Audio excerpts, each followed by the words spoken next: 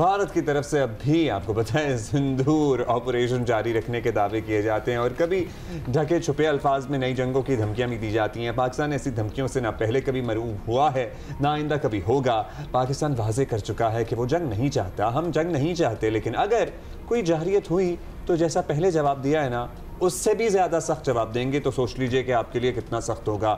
اسی پہ ذرا بات کر لیتے ہیں. اب تو رپورٹ جو امریکی کانگریس میں پیش کی گئی ہے جس میں پاکستان کی فضائی برتری، پاکستان کی فوجی برتری ثابت ہو گئی ہے in written, in writing, on record. Muhammad Ali sahab ہمارے ساتھ موجود ہیں، ایکسپرٹ ہیں، ہمارے ساتھ ہیں. محمد علی صاحب، ٹرمپ تو جانے کب سے کہہ رہے ہیں، لیکن اب امریکی کانگریس میں جو رپورٹ آئی ہے اس کے بعد کیا شک رہ جاتا ہے؟ مطلب کوئی بھی شک نہیں رہ جاتا. امریکہ بطور ایک ریاست بھی پاکستان کو فاتح تسلیم کرتا ہے.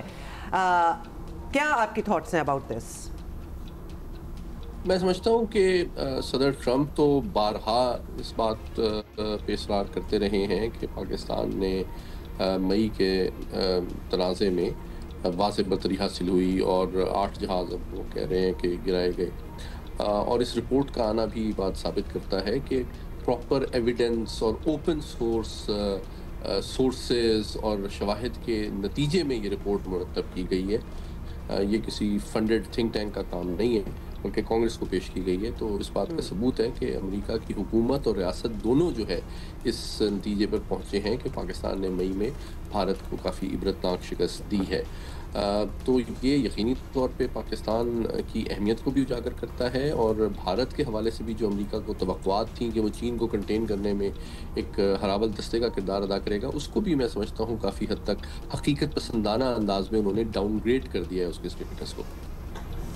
سر بتائیے گا، پاکستان کو پتہ ہے، امریکہ کو پتہ ہے، تمام دنیا کو پتہ ہے، ظاہر ہے اس سب سے پہلے خود بھارت کو بھی پتہ ہوگا کہ مئی میں ان کے ساتھ ہوا کیا ہے. کیا اس کے بعد بھی یہ خدشہ رہے گا کہ بھارت دوبارہ جارحیت کرے یا پھر وہ کوشش کریں گے، اٹیمپٹ کریں گے جو پہلے جو ہوا وہ اس کی خفت مٹا سکیں؟ کس حد تک ہم توقع رکھیں یا کتنی تیاری ہونی چاہیے ہماری؟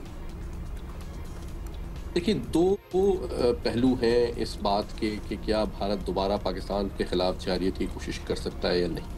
ایک ان کی نظریاتی قیادت اور سیاسی قیادت جو ہے وہ چاہتی ہے کہ جو عالمی ساکھ کو اور ان کی سیاسی ساکھ کو بہت بڑا دھچکا پہنچا ہے مئی میں، اس کو ریپیئر کیا جائے. اور ان کی فوج جو ہے اس کو استعمال کر کے پاکستان کے خلاف جو ہے اس خطے میں جو بالادستی ہے اس کو سمبولکلی اسٹیبلش کیا جائے.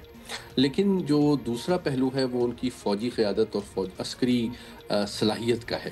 وہ بخوبی جانتے ہیں کیونکہ they were on the receiving end of پاکستان's response. تو وہ جانتے ہیں کہ فوری طور پر پاکستان کے خلاف کوئی بہت کامیاب اور مؤثر کارروائی شاید ان کے لیے پاسبل نہیں ہوگی.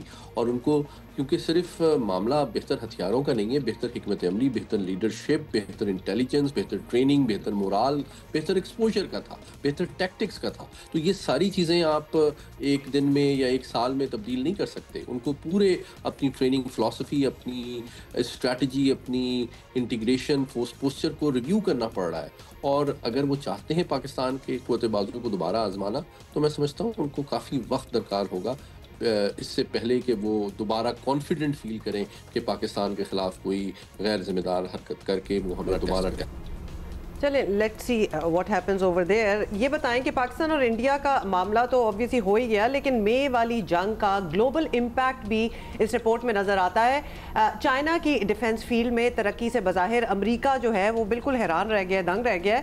اور کیا اب آپ کو لگتا ہے کہ دنیا میں اسلحے وغیرہ کی سپر پاور بننے کی جنگ میں امریکہ کو ٹکر رشیا کے بجائے چائنا ہی دے گا؟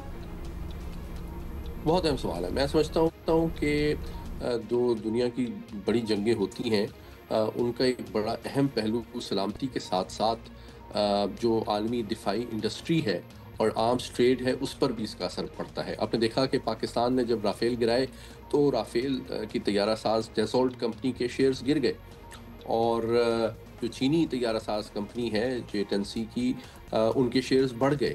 تو جو جنگ کے اثرات ہیں وہ ان طیارہ ساز کمپنیوں کے شیئرز اور ان کے پروفٹ اور سیلز کے اوپر بھی پڑتے ہیں. اور رافیل کے حوالے سے کئی ممالک نے اب جو مستقبل کی پروکیورمنٹ کے منصوبے ہیں ان کے اوپر بھی نظر ثانی شروع کر دی ہے.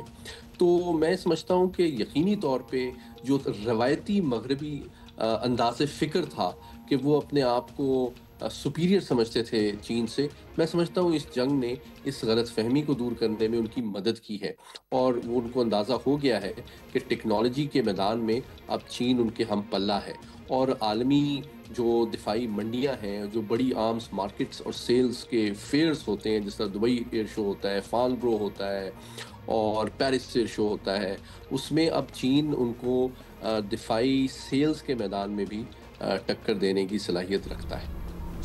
چین کی جو ڈیفنس انڈسٹری ہے دفاعی سیلز کے میدان میں بھی امریکہ کو دنیا کو ٹکر دے رہا ہے، اس نے پروف کر دیا ہے. مطلب پاکستان نے اس کے ہتھیار استعمال کر کے یہ ثابت کر دیا ہے کہ وہ کسی سے کم نہیں ہے.